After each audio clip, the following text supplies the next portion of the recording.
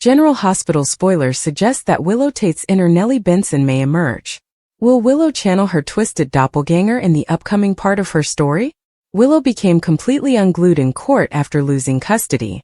Fans saw a very different side of Willow, one with the ability to really snap. If Willow and Drew Kane split up, Michael Corinthos may be ready to let her have a relationship with the children. Their trust has been destroyed, but Michael sincerely wants Willow to remain a part of the children's life. However, now that Michael has sole custody, it's evident that he is in charge. Willow is accustomed to being a full-time mother, and may be dissatisfied with whatever visitation Michael decides to offer her. Willow may cling to Drew as the only thing she has left. Even if Willow attempts to avoid Drew, she may find it impossible because she has become so attached to him. If that's the case, Michael may become even more persuaded that he needs to keep Willow at a distance. Furthermore, there is the question of how Michael obtained complete custody of Wiley and Amelia Corinthos. Cameron Matheson commented on Instagram that someone had coerced the judge to make this happen. If Willow learns more about the blackmailer scenario in the future, she may go completely insane. Willow may be enraged that she lost her children due to a shady act behind the scenes. A second outburst is possible, though Willow may take a vindictive approach this time. Willow might easily channel her inner Nellie and spiral out of control, much like her lunatic fraternal twin sister. Nellie may have died, but Willow might become Nellie 2.0 if the writers want it that way. It would be interesting to see Nina Reeves respond to such a revelation, and perhaps even step in to stop her own daughter's ruin. If Willow attempts to take the children or injure Michael, Nina may be forced to interfere. Willow Tate had never wanted to be anything like Nellie Benson. That name Nellie was like poison in the mouths of everyone who had ever met her. A manipulator, a liar. A woman who used charm as a weapon and deception as her default mode. She had damaged Michael, shattered Carly's family, and left a path of emotional devastation that could never be removed. Willow felt strange about her reflection in the mirror, even though Wiley had gone to bed and Michael was still at work. Her eyes were filled with fire, an intensity she was unfamiliar with. Everything in her life has been falling apart recently. Drew had grown aloof, Michael was distracted, Sonny's world was once again in turmoil, and Jason's resurrection had thrown every plan into disarray. But none of those outward storms compared to the inner tempest swirling within her. Yes, her health had been restored, but with it came a darkness. Perhaps it had been there all along, latent and waiting. Perhaps it was a gift passed down via the DNA, which no amount of kindness or self-control could repress. She had become ill after learning about her relationship to Nellie Benson. The idea that they shared blood, that they were twins separated at birth and raised in completely different worlds, seemed like a cosmic joke. She was the good one. She fought for decency, family, and stability. But what if all her efforts had been for naught? A mask worn so tightly that, as pressure mounted and life threw her into new darkness, it was ripping at the seams. It started subtly. First, it was the tone of her voice when she spoke to Nina, her biological mother. The old Willow could have sought to keep the peace, to honor some notion of mutual growth, especially when Nina was attempting to make atonement. Willow suddenly found herself calculating her words for impact rather than diplomacy. She wanted Nina to squirm and feel the weight of her shame. She wanted control. She'd never admit it out loud, but the thrill she had from seeing Nina's face collapse when she was cold, dismissive, or cutting was genuine. It was powerful. It reminded her of how Nellie manipulated every situation. And after she'd tried it, she wanted more. Then followed the episode with Christina. Willow had always maintained a civil relationship with Sonny's daughter, despite their opposing viewpoints and personalities. Willow saw red as Christina began to grow closer to Michael again, as their old sibling relationship rekindled. It wasn't simply jealousy, it was territorial. Her home child and spouse. Christina's growing prominence jeopardized this delicate balance. Willow started planting seeds. Michael had subtle reservations. Quietly inquire about Christina's motivations. Was she genuinely helpful, or was she just trying to get closer to Sonny again? Did she truly wish to help with the foundation, or was this just another Corinthos power play? Michael, ever trusting, failed to recognize Willow's intent. Not at first, but others did. Brooke Lynn, for one, began to notice how Willow's eyes lingered when others praised Christina, and how her words usually contained a hint of criticism. Brooklyn wasn't sure what to do with the information. After all, Willow had always been kind. Hasn't she? Did not stop there. Willow started managing Drew differently. Their previous bond, which was founded on empathy and a shared struggle, began to change. She could see his flaws now, the fissures in his armor. His desire to be considered as virtuous, his fixation with safeguarding Scout, and his rivalry with Jason. Instead of soothing the wounds, she started using them, prodding them. When she wanted something, information, power, or simply an advantage in a conversation, she exploited Drew's weaknesses. She wasn't even aware she was doing it at first. But once she started, she didn't stop. There was a satisfaction in being a few steps ahead, watching Drew second-guess himself after a quiet, prepared remark. She also started dressed differently. No one said it aloud, but the difference was noticeable. The subtle pastels gave way to richer tones. Colors like crimson, black, and emerald evoked both power and danger. Her makeup became more vibrant, and her expressions more controlled. Carly noticed. Sasha noticed. But nobody dared to say anything directly. Perhaps they were terrified. Perhaps they weren't sure what they were seeing. Willow, the schoolteacher, the gentle mother, the woman who had once sobbed over every injustice, now exuded an energy that suggested she could walk into a room and not only command it, but also change its purpose to suit her needs. The tipping point came with Wiley. He had gotten in trouble at school, a minor occurrence really. Another child had snatched his toy, and Wiley had pushed him. The teacher contacted, explained the issue, and stated that she wanted to meet with the parents of both students. Michael had intended to take a soft approach, teach Wiley compassion and patience. What about Willow? Willow wanted to know the other child's name. She wanted to know what the parents did for a career and whether they had a history of conflict. She asked Carly to conduct a covert investigation into the family. Michael was frightened. He questioned why any of this mattered. Because, she explained calmly, no one gets to meddle with our son. Not even another child. Not if there is a pattern. Not if it might lead to something worse later. Michael looked at her as if she were a stranger. That night he brought it up. You've changed, Willow. She did not refute it. People evolve. But into what? He asked softly. Because I see something in you lately that reminds me of someone else. Nellie, she concluded for him. He didn't respond. He did not need to. Willow did not sleep that night. Instead, she roamed the corridors of the estate, peering out the windows and wondering who she was becoming. But here's the thing. It didn't terrify her. It's not the same as it was before. It should have scared her. But instead she felt liberated. The world wasn't fair. Goodness did not always win. Those who played nicely were frequently played in return. She had tried to be nice, forgiving, and trusting. And what did that earn her? A life on the verge of being consumed by someone else's chaos. Not anymore.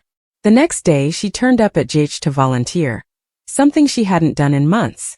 She went through the corridors as if she owned them, smiled at the proper people, corrected a few nurses who had gotten information wrong, and left the boardroom meeting with a new assignment. Help organize the hospital's new mental health outreach program. The old Willow would have accepted that responsibility humbly. The new one has already selected which doctors to ignore, which donors to court, and which employees to avoid. Strategy. Power. Control. Nina asked her to a mother-daughter breakfast later that week. Willow accepted, but she did not go with the intention of forming a bond. She proceeded to study Nina. She listened, nodded, said the appropriate things, and walked away with a new understanding of Nina's weaknesses. How her marriage with Sonny was disintegrating. Her guilt for Nellie was rising again. How the shame made her seek connection, particularly with Willow. She filed it away.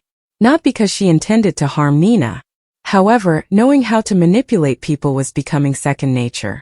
The irony was not lost on her. She had previously scolded Nellie for using people like chess pieces. But perhaps that was all that was required for survival. And perhaps survival wasn't enough anymore. Perhaps she wanted to win. Brooklyn eventually approached her, albeit gently. Hey, she asked one day in the Quartermain kitchen. Is everything all right? You seem different. I am different, Willow stated gently. And that's not a bad thing. Brooklyn frowned. You seem sharper. As if you're watching everyone and waiting. Willow did not flinch. You have to watch people if you want to stay ahead.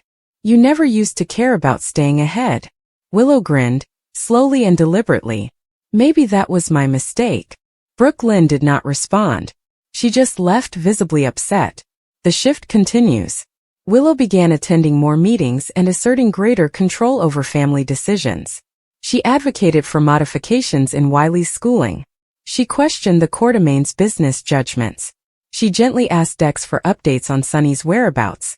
Not because she needed to know, but because she wanted leverage. Even Jason, who was typically quiet and observant, began to give her second glances. He said nothing, but he was watching. Willow knew it. She also knew that someone would eventually try to stop her. Perhaps it would be Michael. Perhaps it would be Carly. Perhaps it would be Jason. But it would be too late. Because the new Willow, shaped by anguish, betrayal, survival, and blood, was no longer in hiding. She possessed Nellie's cunning, but not her recklessness. She possessed Nina's ability to wear a mask, but not her desperation. She possessed Michael's strategic mind, Jason's calm intensity, and Carly's survival instincts, all of which made her more deadly than anybody realized. Was she becoming Nellie? No. She was becoming into something completely different. A hybrid. A survivor. A mother. A protector. A peaceful storm brewing, ready to be unleashed. And when the storm struck, Port Charles had no idea what hit it. General Hospital spoilers say that a new sneak peek video shows Dante Falconeri and Harrison Chase in a detention cell. These partners will be placed into jail together. So let's discuss the circumstances of their confinement. Chase was put in a difficult situation when Brooklyn Quartermain revealed that she became pregnant by Dante as a teenager. Brooklyn gave Dante's baby up for adoption, but she kept the news from him for more than 2 decades. Chase didn't want to jeopardize his wife's trust, especially since this was a profoundly personal secret for Brooklyn. Even still, Dante feels some lingering pain and animosity that Chase did not have his back. There was supposed to be perfect confidence between 2 PCPD partners, but it was shattered when Dante discovered Chase's dishonesty. Chase is similarly irritated because Dante refuses to see things his way and move past this. Anna Devane is fed up with the arguing and plans to make a dramatic move on Monday, June 16th. Dante and Chase aren't acting like civilized, professional investigators. Therefore Anna will punish them like criminals instead. The most recent sneak peek video shows Anna compelling Chase and Dante to relinquish their credentials and firearms. After Anna warns that this must end, she maintains that the two of them will not leave until they sort it out and resume acting as partners. As the video progresses, Anna instructs Dante and Chase to enter one of the PCPD's detention cells. Chase and Dante clearly aren't delighted, but they do what they're instructed and are locked in. If they fight again, turn the hose on them. Anna informs another cop, who will shortly babysit the feuding detectives while she is abroad. Will Anna's strategy succeed in the end? Will being placed in jail together convince Dante and Chase to make amends? According to General Hospital spoilers, Chase and Dante will try to find a calm path forward. So stay in to see if this leads to positive advances in their friendship and partnership. Dante Falconeri and Harrison Chase did not anticipate their day to finish in a detention cell. It began like any other shift: routine assignments, daily reports, small confrontations at the precinct, but something in the air in Port Charles that morning felt strange. Dante sensed it from the moment he poured his coffee. And Chase? He was particularly silent during roll call, indicating that tension was rising just beneath the surface. The episode that landed them in jail did not occur in a single spectacular moment, but rather grew out of a series of miscalculations, impetuous reactions, and the fragile web of allegiance they shared, not only to the badge but also to one another. The two detectives, who were frequently commended for their collaboration and integrity, now sat side by side on a cold metal bench in a holding cell, their futures unclear and their reputations under fire. Earlier that day, they were dispatched to inspect a warehouse on the outskirts of town. An anonymous source had identified it as a front for something more serious, possibly illicit weaponry or narcotics or both. It was not within their customary jurisdiction, but Dante insisted on following the lead. Chase, ever faithful, backed him up. What they discovered was not what they had expected. Inside the warehouse, they uncovered a secret sting operation in progress, rather than a criminal activity. The DEA and another team from a neighboring jurisdiction had set up surveillance in the hopes of catching a key supplier red-handed. What's the problem? Nobody had informed the PCPD. Dante and Chase stormed in with pistols drawn, convinced they were interrupting a crime in progress. The ensuing pandemonium resulted in the temporary detention of 2 federal agents, the compromise of several months of covert work, and a furious lieutenant ranting into the phone about jurisdictional limits. The fallout was immediate. Internal Affairs was called in before the end of the day. The feds wanted heads to roll, especially after their lead agent said Chase threw him against a wall when he refused to present ID. Dante attempted to de-escalate the situation, but tempers flared and no one was in the mood to listen. By the time the dust settled, they were both led inside the jail they used to patrol. Sitting side by side in the cell, the quiet between them seemed thick. Both guys had previously worked behind those bars, booking suspects, comforting victims, and interviewing leads. Now they were the ones being questioned. They both recognized the irony. Chase broke the silence first. "Do you think Brooklyn knows yet?" Dante slumped back against the wall. "If not now, she will soon. You are trending on Twitter." Chase grumbled and rested his head on his hands. "Great." Dante's voice contained no animosity, simply resignation. The humiliation of being locked up was not only personal, but also public. The press had already learned about the event, and whispers around town were growing louder. Some saw them as heroes caught up in a bureaucratic quagmire, while others saw them as reckless cowboys jeopardizing a federal investigation. Brooklyn eventually found out. Sam did as well. Both ladies arrived at the precinct demanding answers, making a commotion, and refusing to leave until they saw their spouses. Brooklyn's rage nearly melted the plexiglass when she argued with a sergeant, and Sam's cold composure was even scarier as she spoke straight to Jordan Ashford. But none of it could alter what had already occurred. Internal Affairs had launched a formal investigation, and the prospect of suspension, if not outright termination, loomed over their heads. The federal agency concerned filed a complaint alleging obstruction and the use of excessive force. Neither Dante nor Chase had any significant prior disciplinary records, but the political nature of the case required someone to take the fall. Chase stared at the ceiling. "All this because we tried to stop a crime." Dante shakes his head. "All this because we didn't ask the right questions first." They both understood the reality. Good intentions were insufficient to keep them out of trouble. They had broken protocol, although unwittingly, and now they were facing the consequences. But there was also something deeper going on. Dante has always carried a quiet burden. His complicated relationship with his father, Sonny Corinthos, and his ongoing struggle between the law and blood. Every day he walked a fine line between being the man his badge expected and remaining connected to the family that had shaped him. This encounter simply increased his self-doubt. He had led Chase into the warehouse.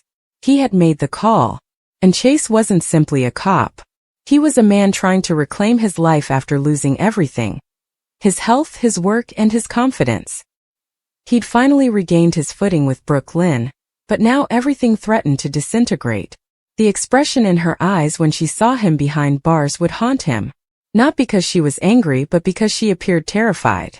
She felt like she was about to lose him again. The hours passed slowly. Night fell. The area became quieter.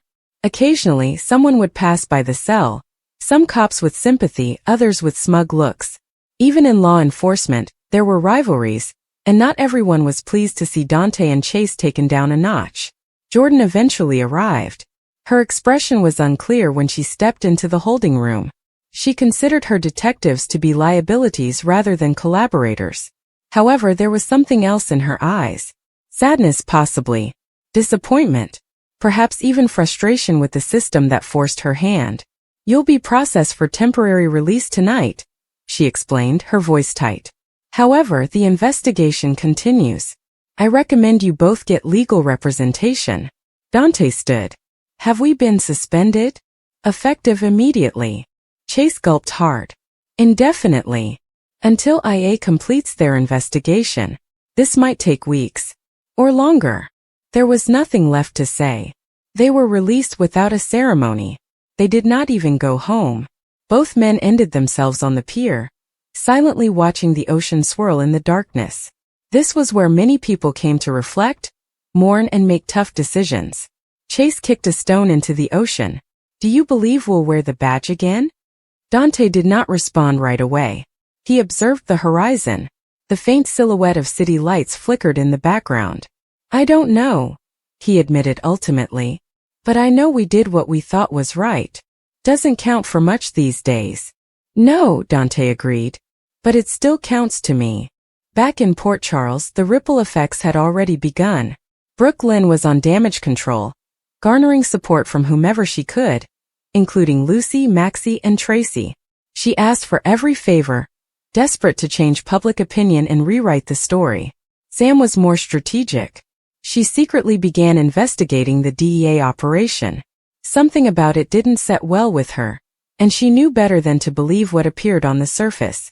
If there was a way to prove that Dante and Chase had been duped or misled, she would find it. Meanwhile, Sonny learned about the arrest and reached out to Dante, giving assistance in his own manner.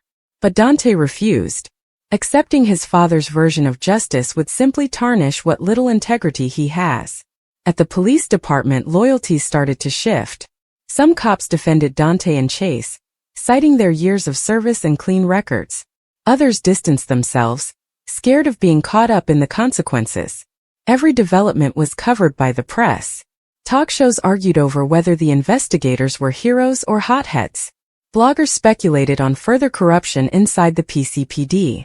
Public opinion was divided, and pressure built on city officials to act decisively.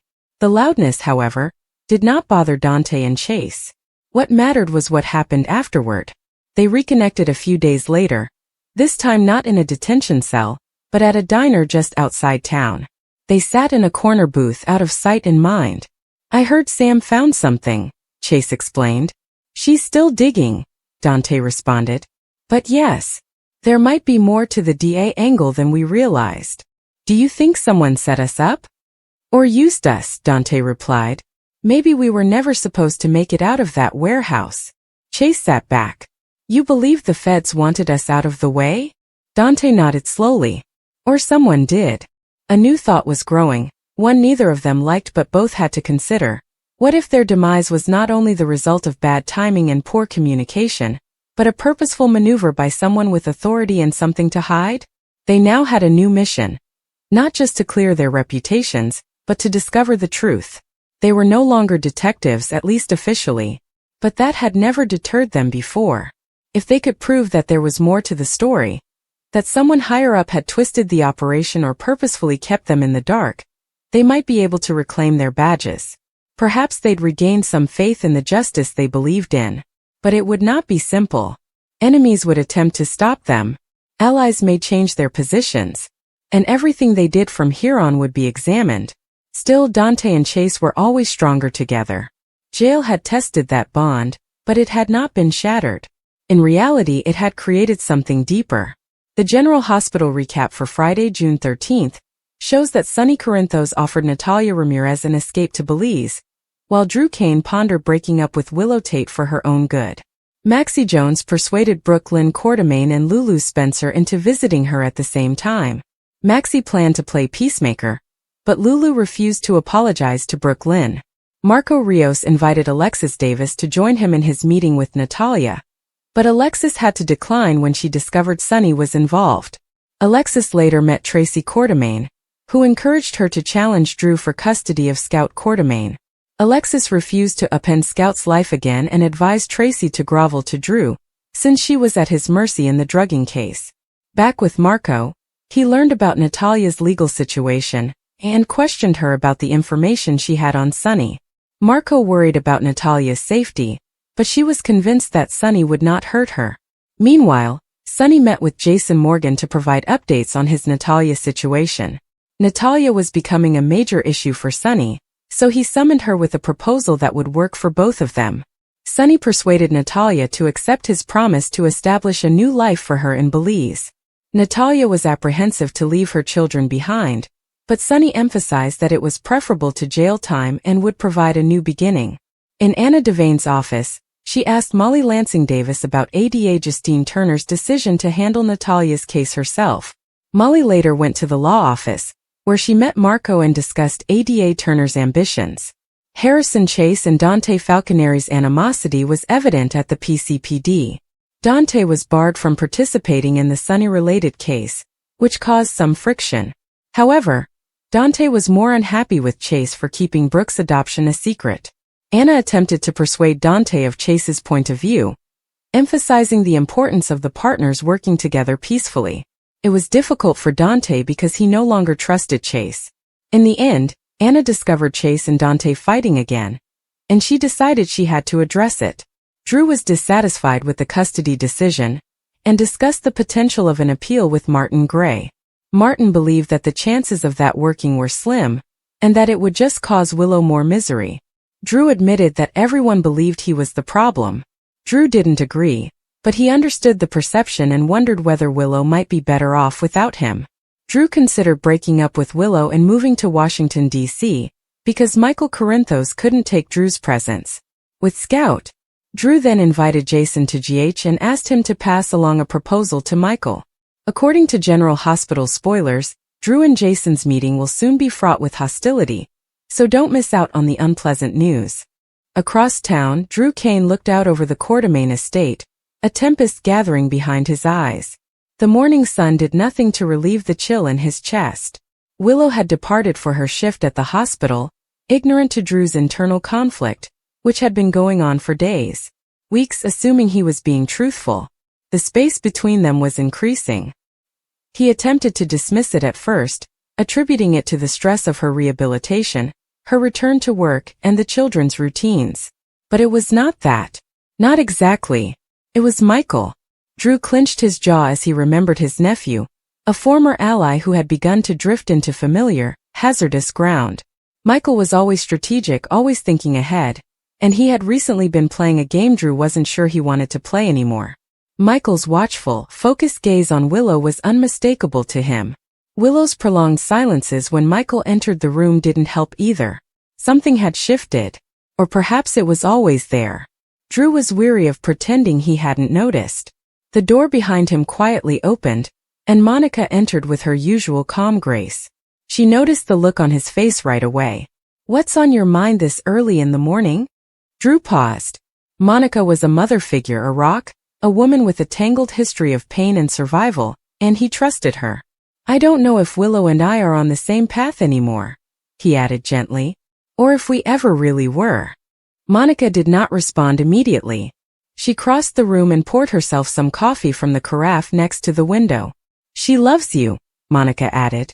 "I know," Drew said, "but I don't think she's in love with me anymore." He waited for Monica to respond with an argument, comfort, or denial. However, she didn't. Instead, she inquired, "Is this about Michael?" Drew turned his head abruptly. "Do you see it too?" "I see a lot of things people try to hide," Monica explained. "It's a gift you earn by surviving this family for as long as I have." Drew smiled grimly. "I don't want to be the man who holds on to something that is already going away. I don't want to be the consolation prize if Willow's heart has begun to travel elsewhere. So what are you planning to do?" Drew gazed down at the steaming coffee Monica had poured. "I'm thinking of ending things, before we damage one another any more than we already have." Monica placed her hand on his shoulder. "Whatever you do, do it honestly. Willow deserves it. And so do you." Willow returned to the hospital and strode rapidly through the halls, clipboard in hand, her mind only half on her rounds. The rest of her was someplace else, caught up in the silent, unsaid tension that had crept into her morning conversations with Drew. They were still laughing, still holding hands in public. But there was a gap between their smiles now, a deepening quiet that could not be broken with words alone. She hated herself for thinking it, but she couldn't deny it any longer. Being around Michael made her feel understood. Alive. She felt as if she could breathe again, which she hadn't done in months. She turned a corner and nearly collided with Michael, who was standing outside one of the patient rooms, holding a cup of hospital coffee and looking distracted. "Sorry," she exclaimed, frightened. Michael looked up, surprised, then softened. "Hey, you okay?"